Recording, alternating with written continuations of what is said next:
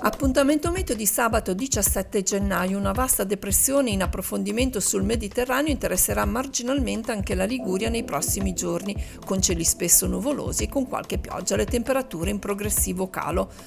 Oggi al mattino cielo nuvoloso a ponente, a levante decisamente più aperto, specie lungo la fascia costiera dove le schiarite saranno dominanti. Nel pomeriggio ancora molti nubi a ponente, con ancora qualche pioggia debole o pioviggine sui versanti padani, in prevalenza soleggiato o velato a levante. I venti saranno moderati o forti da nord lungo la costa centro-occidentale, deboli o moderati orientali altrove. Mare stirato sotto costa mosso al largo, temperature pressoché stazionarie. Previsione per la giornata di domenica 18 gennaio, cielo variabile con schiarite prevalenti lungo le coste, nubi compatte sui versanti padani con pioviggini sparse. In serata qualche nevicata sulle Alpi Ligure oltre i 1000 metri e nel gruppo Trebbia-Aveto oltre i 1100 metri.